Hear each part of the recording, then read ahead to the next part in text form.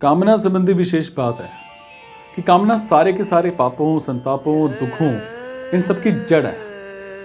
और कामना वाले व्यक्ति को जागृत में सुख मिलना तो दूर रहा, सपने में भी कभी सुख नहीं मिलता। जो चाहते हैं वो ना हो और जो नहीं चाहते वो हो जाए, इसी को दुख कहते हैं। अगर चाहते और नहीं चाहते को छोड़ दें तो फिर दुख है ही कहां। नाशवान पदार्थों की इच्छा ही कामना कहलाती है और अविनाशी परमात्मा की इच्छा कामना के समान प्रतीत होती हुई भी वास्तव में कामना नहीं है, क्योंकि उत्पत्ति विनाशशील पदार्थों की कामना कभी पूरी नहीं होती, हालांकि बढ़ती ही रहती है, पर परमात्मा की इच्छा परमात्म प्राप्ति होने पर पूरी हो जाती है। और दूसरी बात कि कामना अपने से अलग वस्तु की होती है और परमात्मा अपने से अलग है। इसी प्रकार सेवा मतलब कर्म योग, तत्व ज्ञान मतलब ज्ञान योग और भगवत प्रेम मतलब भक्ति योग, इनकी इच्छा भी कामना नहीं है। और परमात्म प्राप्ति की इच्छा वास्तव में जीवन की वास्तविक आवश्यकता मतलब भूख है।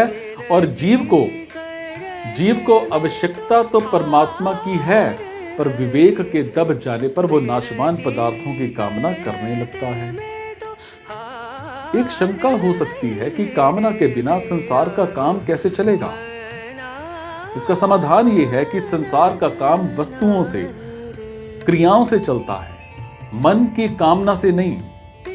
वस्तुओं का संबंध कर्मों से होता है, चाहे वो कर्म पहले के प्रारब्ध हों या फिर वर्तमान के उद्योग।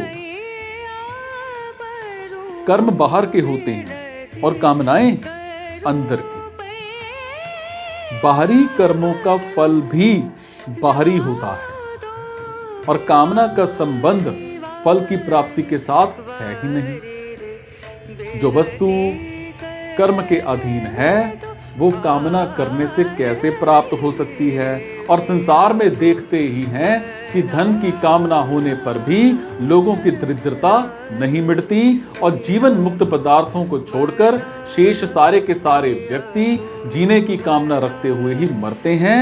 और कामना करें या ना करें, जो फल मिलने वाला है वो तो मिलेगा ही। मतलब यह है कि जो होने वाला है वो तो होकर ही रहेगा और जो नहीं होने वाला है वो कभी नहीं होगा, चाहे उसकी कामना करें या ना करें। जैसे कामना ना करने पर भी प्रतिकूल परिस्थिति आ जाती है, ऐसे ही कामना ना करने पर अनुकूल परिस्थिति भी आएगी ही। अब रोग की कामना किए बिना भी रोग आ जाता है और कामना किए बिना भी निरोगता रहती है।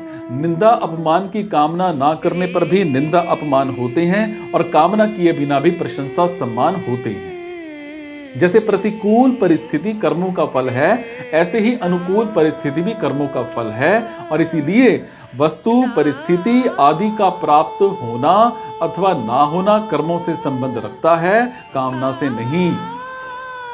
कामना तत्कालिक सुख की भी हो सकती है और भावी सुख की भी। भोग और संग्रह की इच्छा तत्कालिक सुख की कामना है और कर्म फल प्राप्ति की इच्छा भावी सुख की कामना है। और इन दोनों ही कामनाओं में दुख ही दुख है। और कारण कि कामना सिर्फ वर्तमान में ही दुख नहीं देती, हालांकि भावी जन्म में कारण होने से भविष्य में भी दुख देती है। इसीलिए इन दोनों ही कामनाओं का त्याग करना चाहिए, कर्म और विकर्म। कर्म और विकर्म दोनों ही कामना के कारण होते हैं। कामना के कारण कर्म होते हैं और कामना के ज्यादा बढ़ने पर विकर्म होते हैं। और कामना के कारण ही असत्य में आसक्ति दृढ़ होती है और कामना ना रहने से असत्य से संबंध विच्छेद हो जाता है। कामना पूरी हो जाने पर हम उसी अवस्था में आ जाते हैं जिस अवस्था में हम कामना पैदा होने से पहले थे। जैसे किसी के मन में कामना पैदा हुई कि मेरे को 100 रुपए मिल जाएं, इससे पहले उसके मन में 100 रुपए पाने की कामना नहीं थी। सो अनुभव से सिद्ध हुआ कि कामना पैदा होने वाली है। जब तक 100 रुपए की कामना पैदा नहीं हुई थी तब तक निष्कामता की स्थिति थी।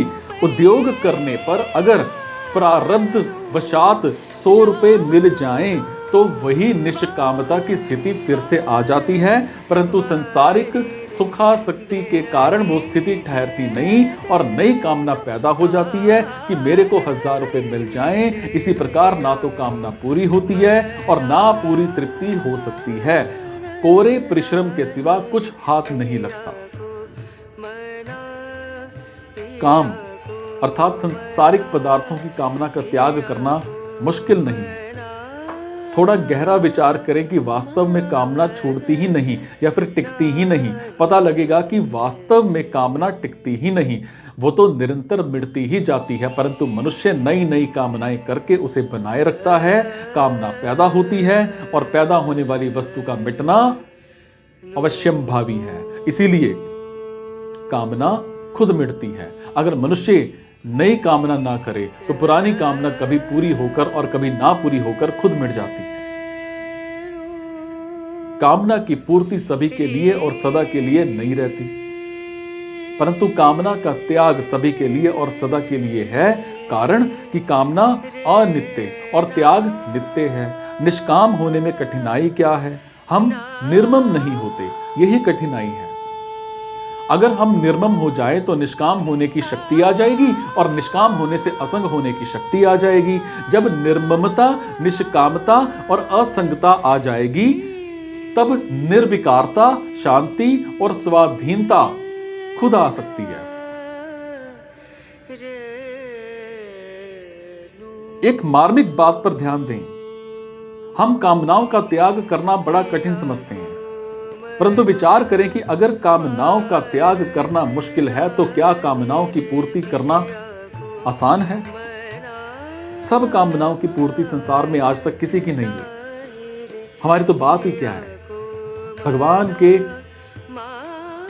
जो दशरथ जी हैं, है ना, पिताजी, इनकी भी कामना पूरी नहीं हुई। सो कामनाओं की पूर्ति होना असंभव है, पर कामनाओं का त्याग करना असंभव नहीं है।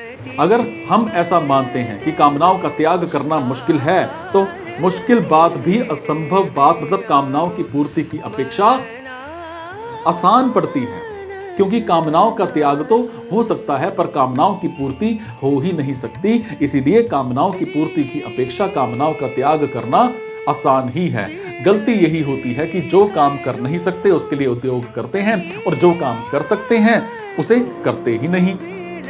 इसीलिए साधक को कामनाओं का त्याग करना चाहिए, जो कि वो कर सकता है। और कामनाओं के 4 भेद हैं। शरीर निर्वाह मात्र की आवश्यक कामना को पूरा कर दे, जो कामना व्यक्तिगत और न्याय युक्त हो और जिसको पूरा करना हमारी समर्थ से बाहर हो, उसको भगवान के अर्पण करके मिटा दे। दूसरों की वो कामना पूरी कर दे जो न्याय युक्त और हितकारी हो और जिसको पूरी करने की समर्थ हमारे में हो। इस प्रकार दूसरों की कामना पूरी करने पर हमारे में कामना त्याग की समर्थ आ जाती है और ये तीनों प्रकार की कामनाओं के अतिरिक्त दूसरी सारी की सारी कामनाओं को विचार के द्वारा मिटा दे। समझे बात को? कोई वैरी नहीं होता है जो भेंट पूजा या फिर अनुन्य विनय से शांत हो जाता है, पर यह काम ऐसा वैरी है जो किसी से भी शांत नहीं होता। इस काम की कभी तृप्ति नहीं होती। जैसे धन मिलने पर धन की कामना बढ़ती ही जाती है, ऐसे ही जैसे भोग मिलते हैं वैसे कामना बढ़ती चली जाती है। इसीलिए कामना को महाशन कहा गया है। कामना ही संपूर्ण पापों का कारण है। चोरी, डकैती, हिंसा सारे के सारे पापों की कामना से ही होते हैं। इसलिए कामना को महापाप कहा गया। कामना पैदा होते ही मनुष्य अपने कर्तव्य से, अपने स्वरूप से और अपने इष्ट अपने भगवान से विमुख हो जाता है और नाशवान संसार से सम्मुख हो जाता है। नाशवान सम्मुख होने से पाप होते हैं और पापों के फल स्वरूप नरकों और नीच योनियों की प्राप्ति होती है। और संयोग जन्य सुख की कामनाओं से ही संसार सत्य प्रतीत होता है और प्रतिक्षण बदलने वाले शरीरादि पदार्थ स्थिर दिखाई देते हैं। सांसारिक पदार्थों को स्थिर मानने से ही मनुष्य उनसे सुख भोगता है और उनकी इच्छा करता है। सुख भोग के समय संसार की क्षण भंगुरता की ओर दृष्टि नहीं की जाती और मनुष्य भोग को और अपने को भी स्थिर देखता है। जो प्रतिक्षण मर रहा है, नष्ट हो रहा है, उस संसार से सुख लेने की इच्छा कैसे हो सकती है? पर संसार प्रतिक्षण मर रहा है। हम इस जानकारी का तिरस्कार करने से ही संसारिक सुख भोग की इच्छा होती है।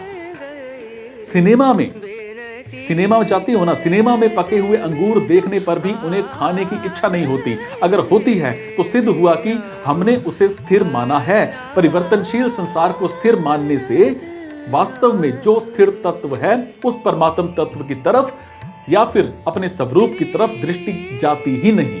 उधर दृष्टि ना जाने से मनुष्य उससे विमुख होकर नाशवान सुख भोग में फंस जाता है। इससे सिद्ध होता है कि वास्तविक तत्व से विमुख हुए बिना कोई संसारिक भोग भोगा ही नहीं जा सकता और राग पूर्वक संसारिक भोग भोगने से मनुष्य परमात्मा से विमुख हो ही जाता है। भोग बुद्धि से संसारिक भोग भोगने वाला मनुष्य हिंसा रूप पाप से बच ही नहीं सकता। वो अपनी भी हिंसा, अपना भी पतन करता है और दूसरों का भी। जैसे कोई मनुष्य धन का संग्रह करके उसे भोगों को भोगता है तो उसे देखकर गरीबों के हृदय में धन और भोगों के अभाव का विशेष दुख होता है। वो उनकी हिंसा हुई। भोगों को भोग कर वो खुद अपनी ही हिंसा, अपना ही पतन करता है, क्योंकि खुद परमात्मा का चेतन अंश होते हुए भी धड़ जड़ मतलब धन इनको महत्व देने से वो वस्तुतः जड़ का दास हो जाता है, जिससे उसका पतन हो जाता है और संसार के सारे भोग पदार्थ सीमित होते हैं। सो मनुष्य जितना भोग भोगता है उतना भोग दूसरे के हिस्से से आता है। हाँ, शरीर निर्वाह मात्र के लिए पदार्थों को स्वीकार करने से मनुष्य को पाप नहीं लगता। शरीर निर्वाह में भी शास्त्रों में सिर्फ अपने लिए भोग भोगने का निषेध है। अपने माता, अपने पिता, अपने गुरु, बालक, स्त्री, वृद्ध, बुजुर्ग, इन सबको शरीर निर्वाह के पदार्थ पहले देकर फिर खुद लेने चाहिए। भोग बुद्धि से भोग भोगने वाला पुरुष अपना तो पतन करता है, भोग्य वस्तुओं का दुरुपयोग करके उनका नाश करता है और अभावग्रस्त पुरुषों की हिंसा करता है। परंतु जीवन मुक्त महापुरुष के विषय में यह बात लागू नहीं होती और उसके द्वारा हिंसा रूप पाप नहीं होता, क्योंकि उसमें भोग बुद्धि नहीं होती और उसके द्वारा निष्काम भाव से निर्वाह मात्र के लिए शास्त्र विहित क्रियाएं होती हैं। इसमें एक और चीज आपको बताऊंगी, उस महापुरुष के उपयोग में आने वाली वस्तुओं का विकास होता है, नाश नहीं। मतलब उसके पास आने पर वस्तुओं का सदुपयोग होता है जिससे वो सार्थक हो जाती हैं। और जब तक संसार में उस महापुरुष का कहलाने वाला शरीर रहता है तब तक उसके द्वारा खुद स्वाभाविक प्राणियों का उपकार होता है। शरीर निर्वाह मात्र की जरूरत महापाप नहीं है, कारण कि शरीर निर्वाह मात्र की जरूरत कामना नहीं है। जरूरत की पूर्ति होती है, जैसे भूख लगी और भोजन करने से तृप्ति हो गई, परंतु कामना की वृद्धि होती है। हालांकि वास्तव में संसारिक पदार्थों की कामना का त्याग होने पर ही सुख शांति का अनुभव होता है। फिर भी मनुष्य अज्ञानवश पदार्थों से सुख का होना मान लेता है और इस प्रकार मनुष्य ने पदार्थों की कामना को सुख का कारण मानकर उसे अपना मित्र, अपना हितैषी मान रखा है और इस मान्यता के कारण कामना कभी मिटती नहीं। इसीलिए भगवान यहाँ कहते हैं कि इस कामना को अपना मित्र नहीं, अपना वैरी जानो। कामना मनुष्य की वैरी इसलिए है कि यह मनुष्य के विवेक को ढककर उसे पापों में प्रवृत्त कर देती है। संसार के सारे पापों, दुखों, नरकों आदि के मूल में एक कामना ही है। इस लोक और परलोक में जहां कहीं कोई दुख पा रहा है उसमें असत्य की कामना ही कारण है। कामना से सब प्रकार के दुख होते हैं और सुख कोई सा भी नहीं होता, किसी भी तरह का नहीं होता।